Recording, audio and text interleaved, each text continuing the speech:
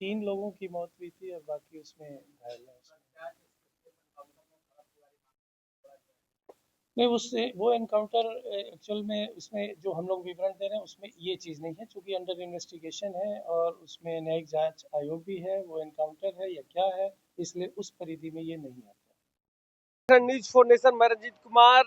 STF DIG Sanjay Kumar ने भरत तिवारी, जब पत्रकारों ने सवाल पूछा कि भरत तिवारी इनकाउंटर के बारे में क्या कुछ कहें, उन्होंने साफ तौर से कहा कि अभी न्यायिक जांच चल रही, इस पर हम लोग कुछ नहीं कहेंगे जब तक न्यायिक जांच नहीं होगा। क्या कुछ कहते नजर आ रहा है, मगर एसटीएफ ने एक प्रेस कॉन्फ्रेंस के जरिए जारी किया है कि 2026 से अभी तक कितने लोगों को एसटीएफ के द्वारा कार्रवाई की गई और 31 मार्च 2026 के बाद एसटीएफ ने बिहार को नक्सल मुक्त घोषित किया है, मगर 4 जिलों को अभी भी चिन्हित किया गया है। क्या कुछ कर रहे हैं एसटीएफ डीआईजी संजय कुमार सिंह, छोड़े जाते हैं तमाम बयानों के साथ।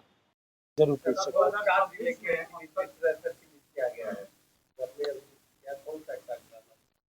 हैं। इसमें औरंगाबाद है, गया है, और जमुई है और लखीसराय है। हमने इसका जिक्र किया है इसमें। 3 लोगों की मौत हुई थी और बाकी उसमें घायल हैं उसमें।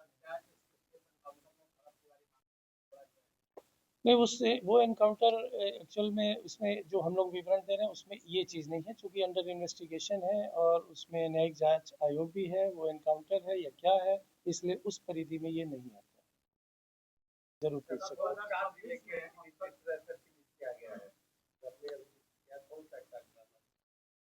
इसमें औरंगाबाद है, गया है, और जमुई है और लखीसराय है। हमने इसका जिक्र किया है इसमें।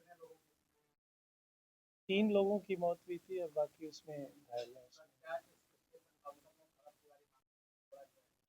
नहीं, उससे वो एनकाउंटर एक्चुअल में उसमें जो हम लोग विवरण दे रहे हैं उसमें ये चीज़ नहीं है, चूंकि अंडर इन्वेस्टिगेशन है और उसमें न्यायिक जांच आयोग भी है, वो एनकाउंटर है या क्या है, इसलिए उस परिधि में ये नहीं आता।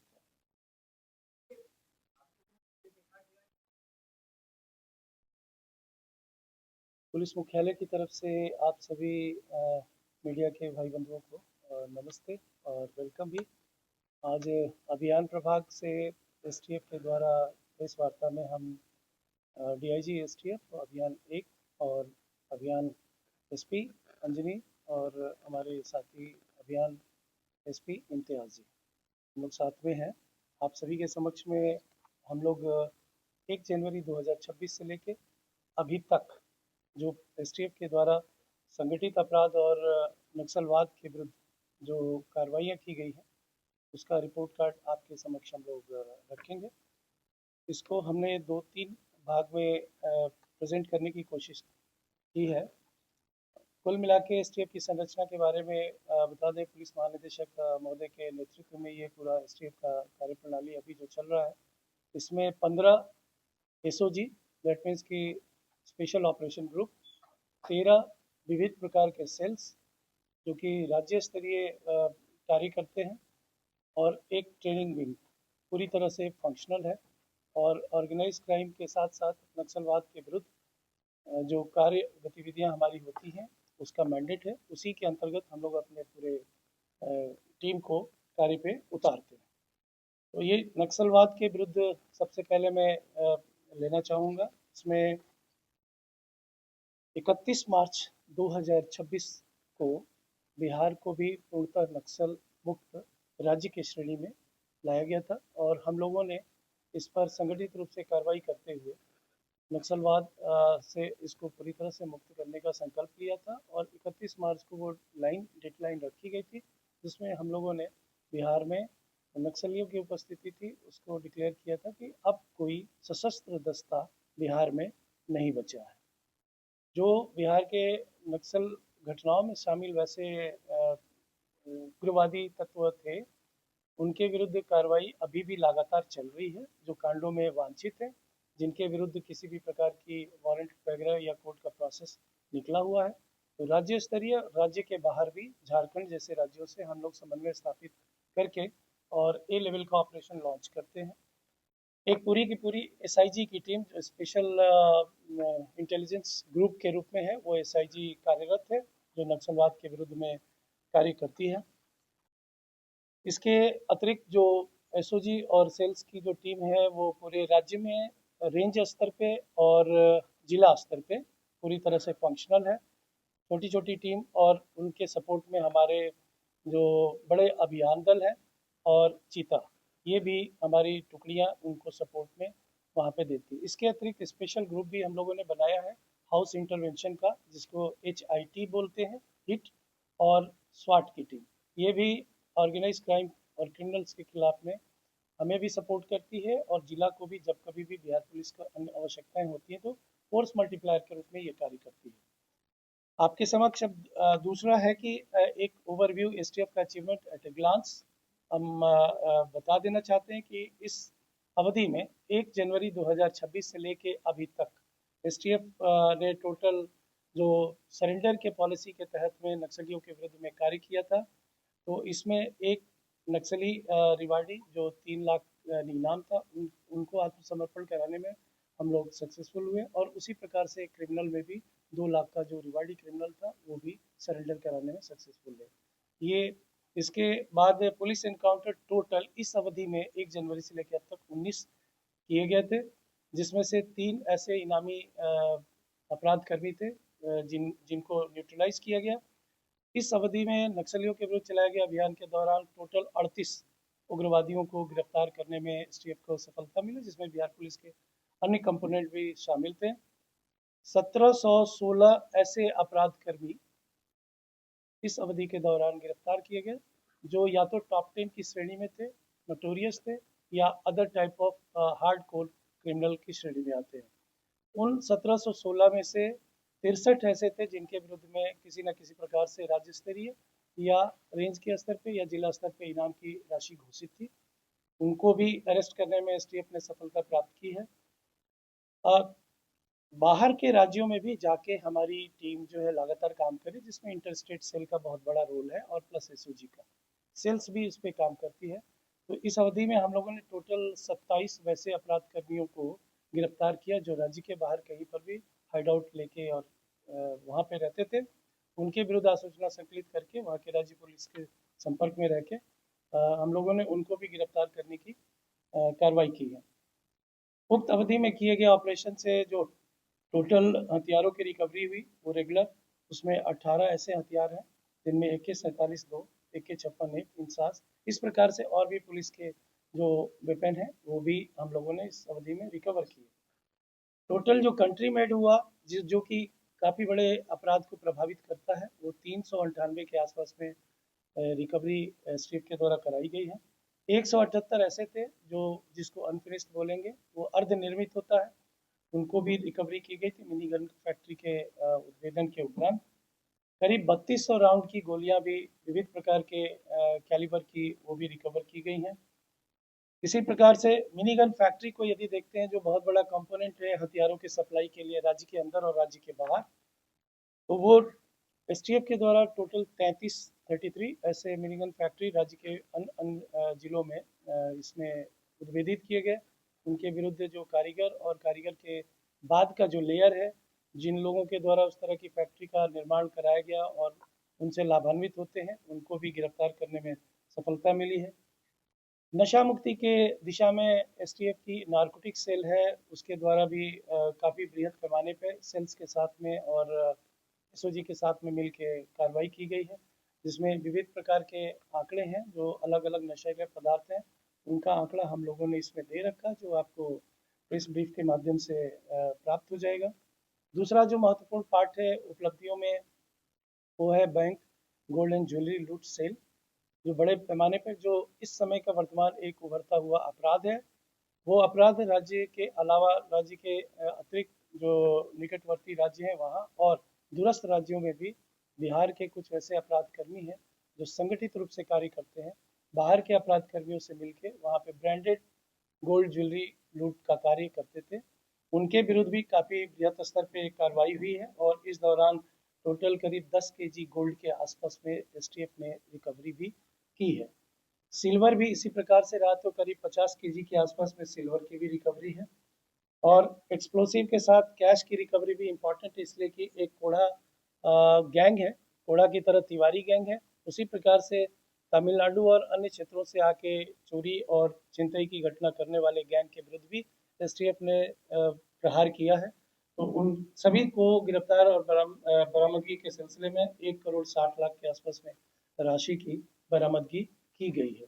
और उसी प्रकार से गैंग को भी हम लोगों ने किया। सबसे महत्वपूर्ण पार्ट जो पुलिस का उभरता हुआ जो चेहरा है कि अपराध को होने से पहले रोक देना, तो इस पर भी एसटीएफ ने बड़े प्रबलता के साथ प्रहार किया है। और करीब 94 ऐसे केसेस हैं जो घटित होने से पहले एसटीएफ के द्वारा उनको न्यूट्रल लेते हैं।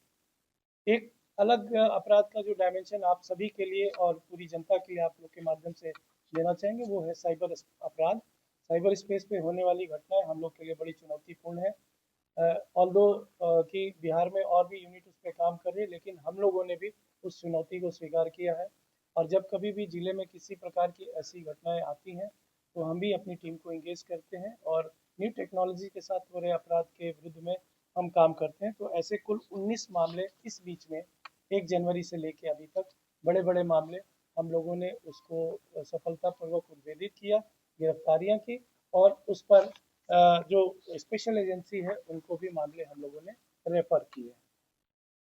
तो इसका विवरण भी हमने इसमें दे दिया है कि किस प्रकार के साइबर अपराध हम लोगों ने उद्भेदित किए थे। राज्य के बाहर जाके जो गिरफ्तारियां होती है या राज्य के बाहर की पुलिस जो हमारे यहाँ आके गिरफ्तारी करती है, तो ऐसे जो टोटल संख्या है 55 ऐसे अपराध कर्मी हैं जिनको हमने राज्य के अंदर में बाहर की टीम के इनपुट पे या उनके द्वारा छोटी सी दी गई सूचना को डेवलप करके हम लोग उनको पकड़ के दिए हैं, जो हमारे यहाँ के अपराध कर्मी बाहर के राज्यों को प्रभावित कर रहे हैं। तो ये भी एक महत्वपूर्ण उपलब्धियों में हम लोग के रहा है। और इसको हम लोग और भी मजबूती से इंटर स्टेट सेल के माध्यम से और सोशल मीडिया सेल के माध्यम से इसको हम लोग आगे बढ़ा रहे हैं। तीसरा जो महत्वपूर्ण कंट्रीब्यूशन सेल में है, प्रिवेंट कर लिया गया, जिसमें 40 मर्डर, रॉबरी और डकैती के 48 केसेस और अदर्स में 6 है। तो ये महत्वपूर्ण है हमारे उपलब्धियों में। किडनैपिंग फॉर रैंसम, छोटे छोटे मामले लेकिन ऐसे थे जिनको बड़े संजीदा तरीके से एसटीएफ के द्वारा लिया गया। तो ऐसे 10 मामले थे, इसमें से कई अपराधियों को सकुशल बरामदगी करने में हम लोगों ने सफलता पाई है। अब यदि आप डिटेल में लेना चाहेंगे तो मैं ये भी बताना चाहूँगा कि पुलिस मुठभेड़ जो हुए थे इसमें 3 अपराधी मारे गए थे, जो टोटल 19 मुठभेड़ हुए थे, और 18 अपराधी घायल हुए थे। तो जो घायल हुए थे उन पर भी ट्रैकिंग हम लोग के द्वारा की जाती है कि पुलिस के साथ इंगेज होने के बाद उनकी गतिविधियां या उनके गैंग की गतिविधियां किस प्रकार से हैं। तो हमको अपराध को प्रिवेंट करने में वो भी एक बड़ा रोल प्ले करता है। भारत नेपाल सीमा के संदर्भ में जो क्राइम का अलग जो एक मैनिफेस्टेशन आ रहा है, उस पर भारत सरकार की तरफ से भी और बिहार पुलिस की तरफ से भी विशेष टीम का गठन किया गया है। और इसमें भी एक समकक्ष डीआईजी स्तर के पदाधिकारी इसकी मॉनिटरिंग वरीय सोपान के निर्देशन में कर रहे हैं। और लगातार जो हमारे 7 जिले हैं जो डायरेक्टली नेपाल और उससे सटे हुए क्षेत्रों से प्रभावित होते हैं, तो इंडो नेपाल बॉर्डर पे जो इस तरह की गतिविधियां क्रॉस बॉर्डर ट्रैफिकिंग या स्मगलिंग की एक्टिविटी होती है, उन पर भी नज़र रखी जा रही है उस सेल के जरिए।